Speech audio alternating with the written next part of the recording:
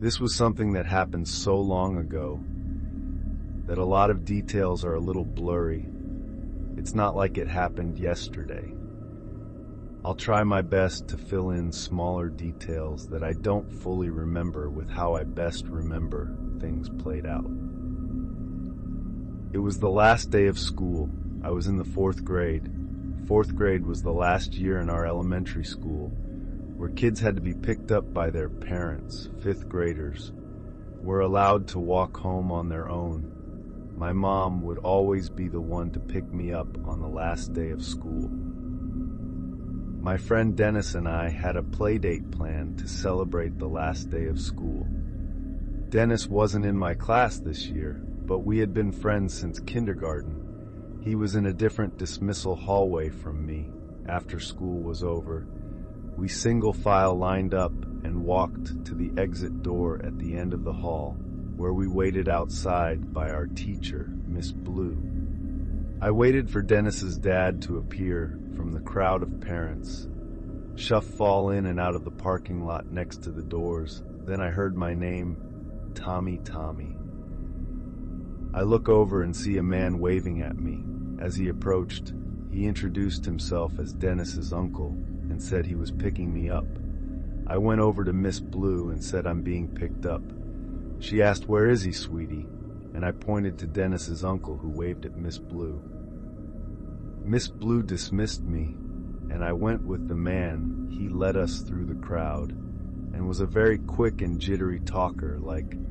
He spoke fast and had a bit of a stutter. He was walking incredibly fast. It was almost hard to keep up with him with my backpack on. He explained to me that his brother, or Dennis's dad, was working later than expected, so he was driving me back.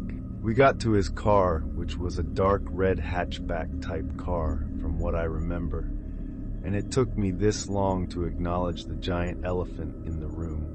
Where was Dennis? Why weren't we picking him up too?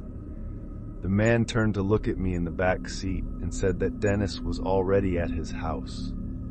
I was shy around people I didn't know, especially adults, and I wasn't one to openly speak my mind if I was confused. But I was very confused. This was making less and less sense. The whole drive.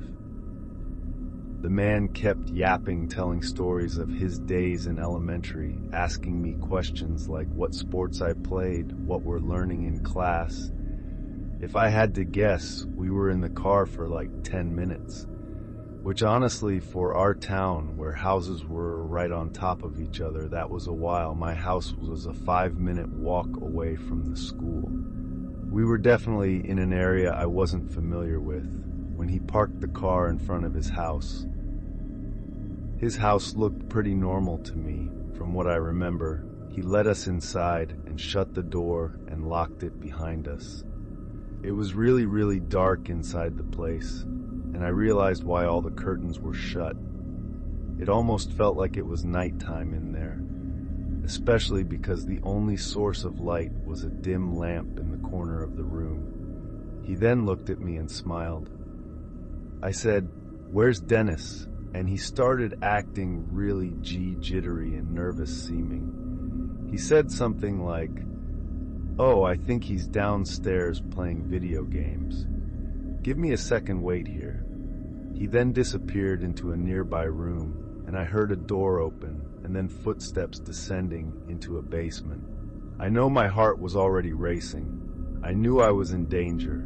I went to the door to quietly try to open it, but I couldn't. It had some kind of lock that must have needed a key for. I really started to panic. Now yet I still probably held out a little bit of hope that Dennis would be coming up those stairs, but I knew the chances of that were slim. I regretted entering that house. I did the only thing I could think to do. I went to the kitchen and found a phone hung on the wall. I picked it off the receiver and dialed 911. The first thing I said when they answered was in a whisper, "Please come to this house. I've been kidnapped." They heard me, they acknowledged me, but I didn't say another word. I hid the phone under a towel in the corner of the room with 911 still on the line. I hurried back to where the man left me, as I already heard his footsteps coming back upstairs. Then he called my name, saying, "Come down. Dennis is down here." Then there was a pause. He repeated my name, and when I didn't answer, he came up the stairs fully to look at me. He asked me if I was okay. I felt so sick and I was so scared. I hated myself for walking into the situation and not being wiser. I asked in a very scared voice if I could leave, and I remember the change in his face. His fake friendly smile disappeared. As he realized that I was no longer falling for this, he walked closer to me in a gentle manner until he was close enough to grab my wrist aggressively, and he started pulling me towards the basement. I screamed and cried, and he screamed at me, "I'll let you go if you stop and behave." So I listened. I went down the stairs, and halfway down the door slammed shut behind me, and I heard it lock. I walked fully down the stairs to this empty, unfinished basement with a concrete floor and one singular support beam in the middle of the room. There was a depressing yellow glow in the room from one exposed light bulb hanging on the ceiling. If there was a place you'd imagine kidnapped children to go, this would be it.